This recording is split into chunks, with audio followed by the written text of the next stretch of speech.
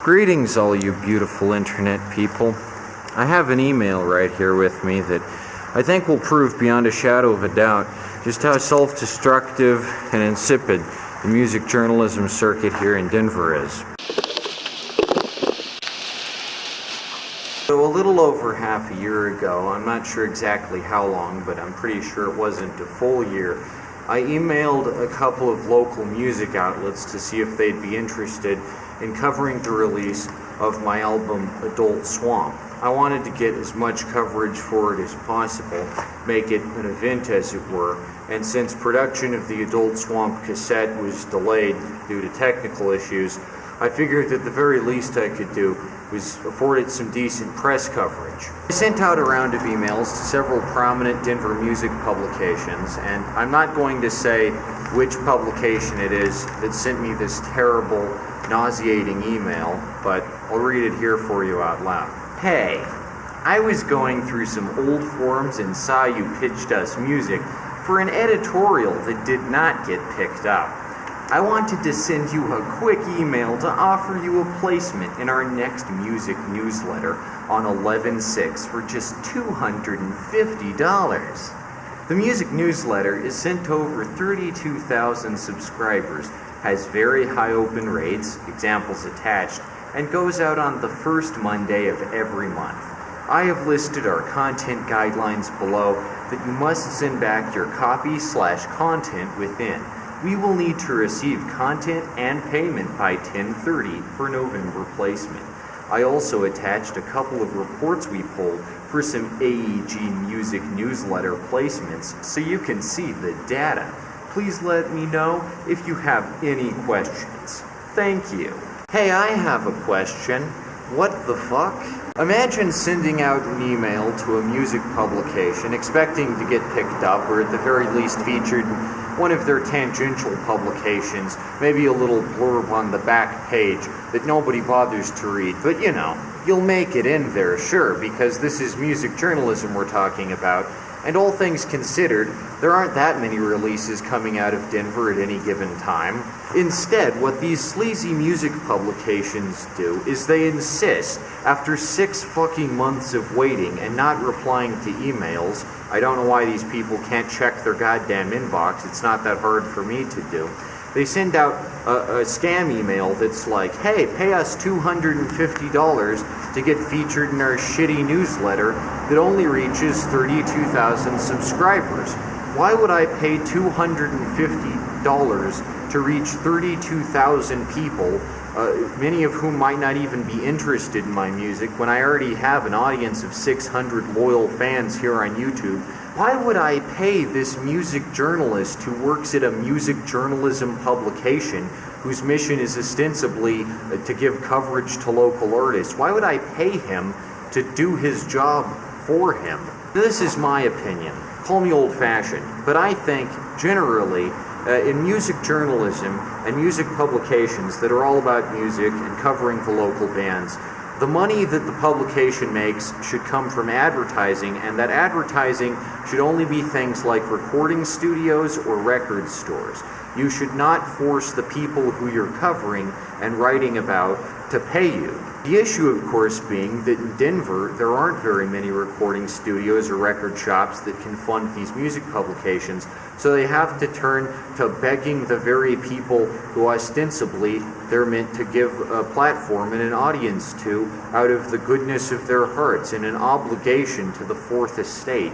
Now, I know this might not sound like a very crazy expose to you, but here in Denver, it's about the closest that an investigative journalist like myself can come to documenting corruption, because I'm not only a satirist, a mail-order cartoonist, a musician, a music journalist, I'm also an investigative journalist. I basically carry like 10 entire rolls on my back just propping up the media ecosystem of this pathetic city I find myself in. Now, I hear people bash publications like Rolling Stone quite a bit, but at the very least, coastal publications like that, I'm sure, don't resort to this insipid practice all the time. I'm pretty sure that not every review in Rolling Stone is a paid review.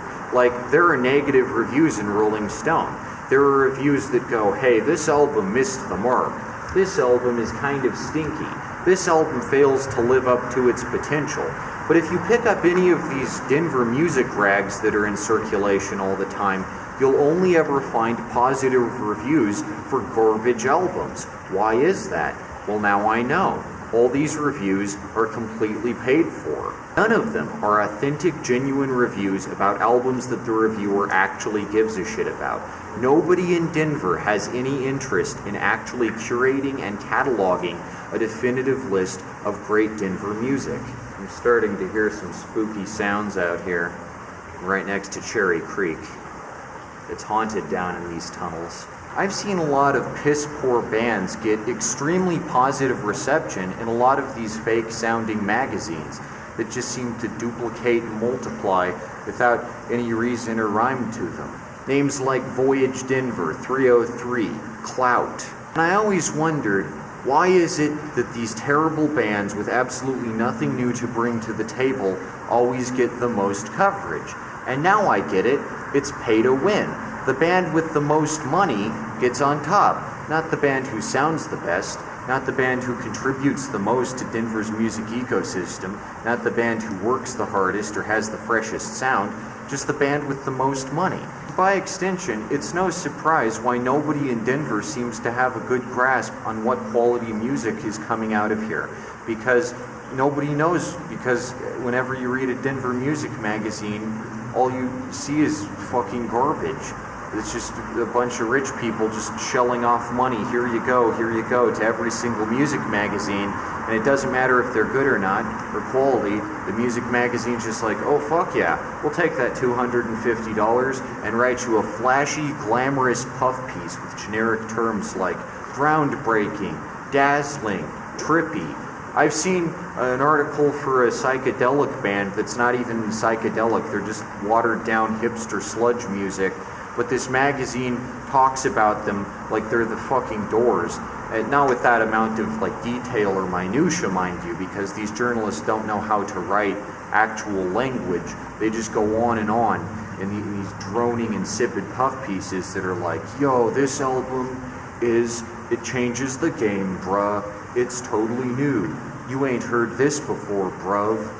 As a music journalist, and probably as Denver's only unpaid music journalist, in that I do this entirely out of my own interest, my equipment is piss poor, I don't pretend like I'm a big shot or anything. I just do this. I only cover local bands because I'm legitimately interested in what humanity is capable of producing. And I go completely unthanked and unnoticed most of the time for the hard work I perform. I think it's very important to call out this corruption where and when I see it. I wouldn't actually be surprised if a lot of Denver radio stations accept payola at this rate, given the amount of staggering corruption this email led me on to. I don't have any proof of that, of course, and sure, it's against FCC regulations, like, very directly. Really, the notion of radio stations only playing music that the DJ legitimately likes is rather old-fashioned and quaint, and I wouldn't be surprised if lots of radio stations nationally accept payola, but especially in Denver, because I sure as fuck am never getting on any radio station around here. Do you think radio stations respect music, much less the basic fucking print magazines that circulate around this area? I think one of the issues is that Denver's music industry has its head up its own ass, and it's striving for unrealistic goals, and it wants to pretend like it's this prestige format or something. Like, for instance, on the bottom of this email I got, there was a blurb that compared Denver Fashion Week to New York Fashion Week, and it was like, Denver Fashion Week is trusted as much as New York Fashion Week. That's okay and all. I'm generally against comparing Denver to cities that aren't Denver because I think that's self-defeating. But why should I care if Denver Fashion Week is trusted by people who aren't from Denver or from New York? Shouldn't only Denverites trust Denver Fashion Week, considering it's a Denver event? And the same goes for these fake magazines like 303 that aren't even real publications. They just run and they pretend to be prestige platforms. Ooh, wow, you can get 32,000 views from our 32,000 subscribers if you pay $250. Well, considering that you can't even get a real advertisement from like a recording studio or a record store or something, how the fuck am I supposed to take you seriously if you have to grovel and beg on your knees for me to pay you for something that you should just be doing for free? And I really doubt, while I'm at it, that your audience enjoys reading fake content that's actually an advertisement disguised to look like an editorial piece. I think that's kind of fucked. It kind of goes against basic advertising guidelines. I mean, this newsletter they're talking about that gets sent to 32,000 fucking people, I'm willing to bet that a lot of those people think that the reviews are unbiased opinions of the staff that works at this publication and isn't monetarily incentivized.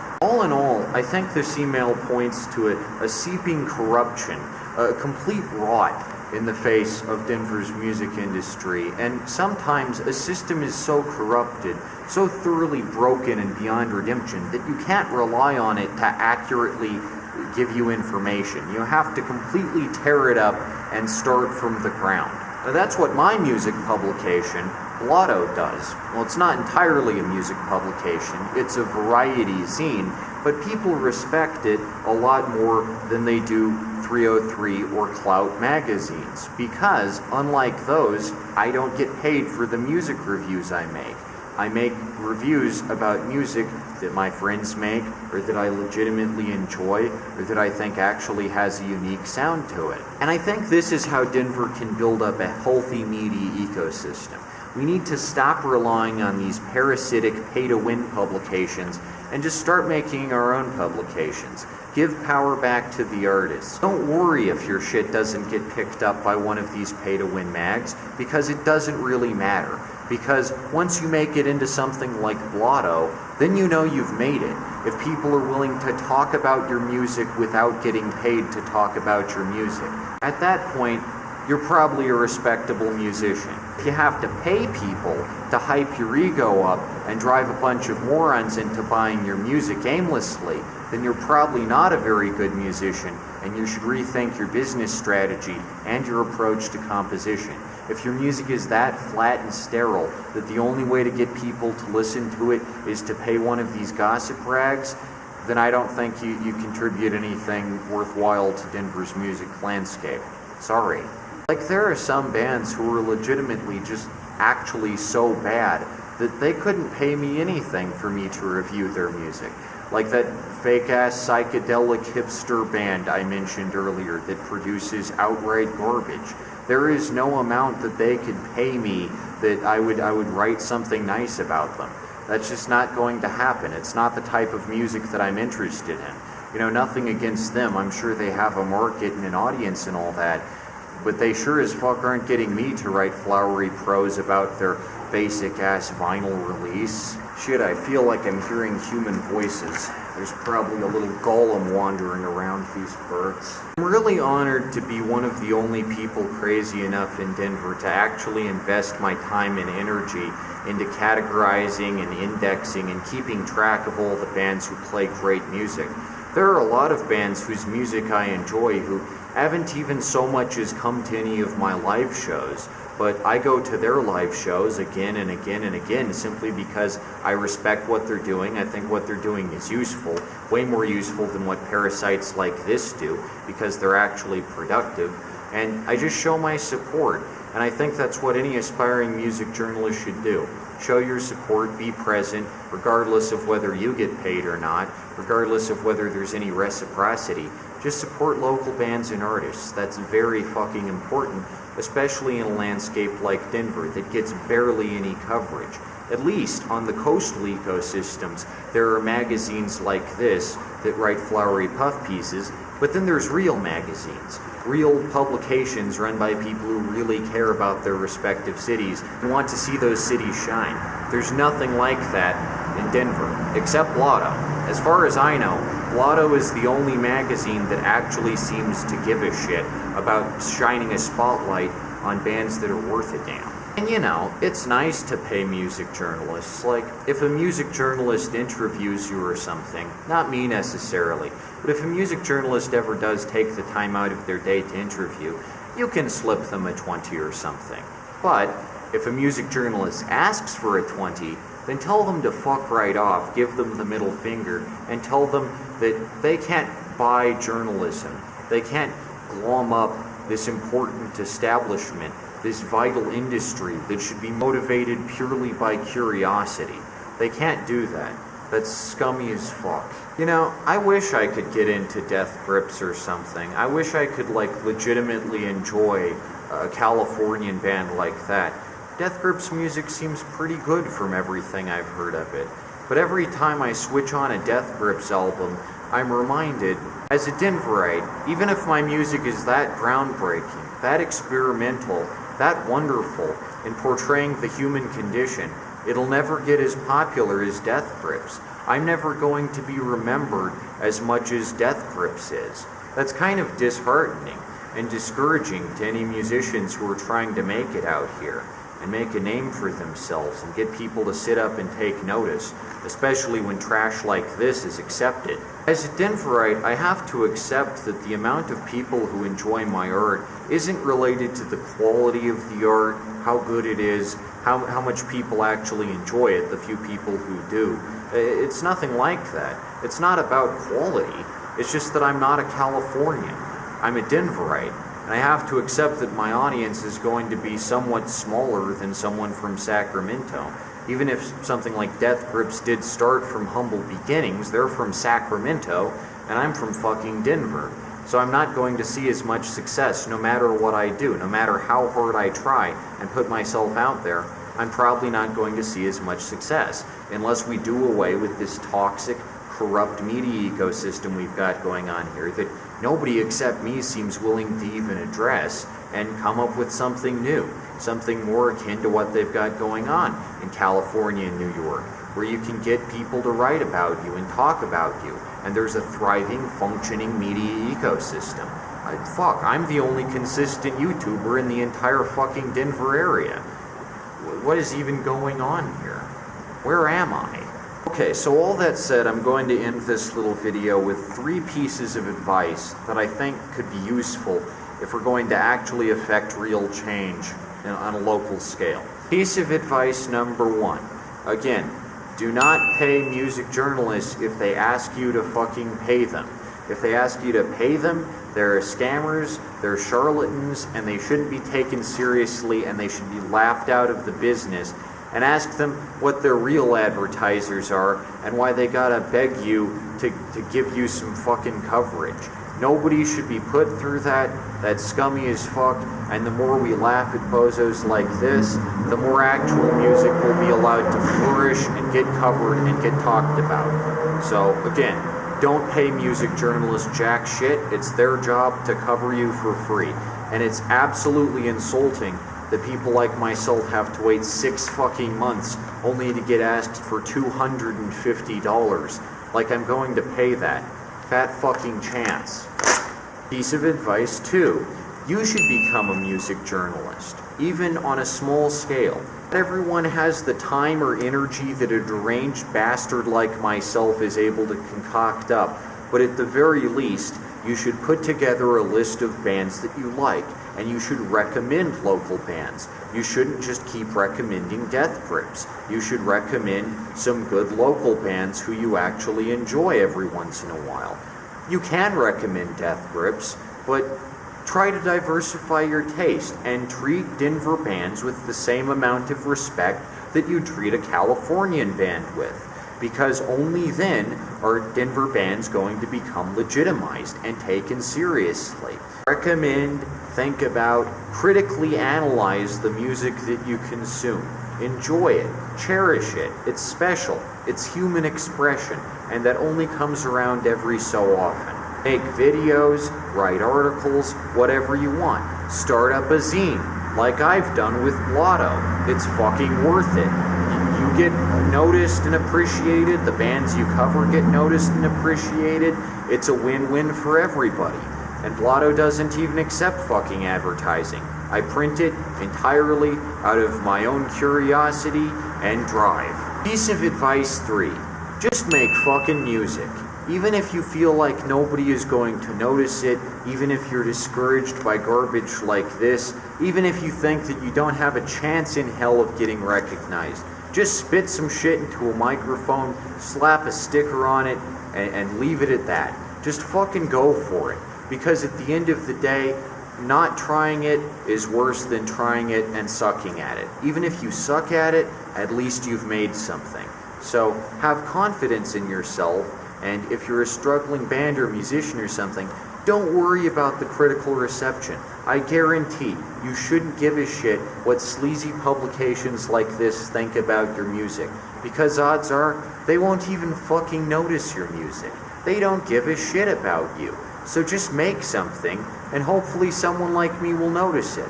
And if not, you'll be able to cultivate some kind of fan base. You'll be able to attract like-minded people of some variety who appreciate you for who you are and what you make and everything you do. At least I should hope as much. And if not, then let's just try to cultivate that type of fucking attitude around here, because this shit has got to fucking stop. Anyway, yeah, those are 3 little pieces of advice that I would recommend if we're going to get the Denver music journalism scene in check. Because all I see is corruption on extremely high levels that, again, for whatever reason, nobody seems to be talking about or thinking about or mentioning. And nobody needs empty journalism like this, where you just have these content clickbait firms putting out a bunch of messy garbage every single month, the same empty platitudes, and they don't even care about actually listening to or evaluating music. That's scummy as fuck, and Denver deserves so much better. It deserves such higher standards, given the amount of legends that have resided here over the years, the amount of musical history that the city has going for it. It's depressing, it's nauseating, it's sickening, makes me want to fucking retch to think that there are journalists out there like this who are this fucking scuzzy. And as probably Denver's only like real dedicated music journalist at the moment who actually gives a shit about strengthening the Denver music ecosystem as much as possible and funding the arts to the best of my extent, yeah, it just makes me want to fucking projectile vomit all over. Especially down here, because it smells like piss from all the gray water and runoff that fills up Cherry Creek on a daily basis. So anyway, yeah, that's my little rundown of the corruption in the Denver music industry. Hopefully you learned a little something from this piece, and if not, then I'd suggest you do your own research and try this yourself. See if you can get one of these sleazy dirtbag publications to actually listen to your music. See if you can tell the difference between a real review and a fake review. I know, there's a lot of interesting stuff that could be done and a lot of interesting stuff that could be studied, but nobody bothers, except myself. Well, I guess that's really all I have to say. Good night, ladies and gentlemen. I've been Nicholas R. Cicada.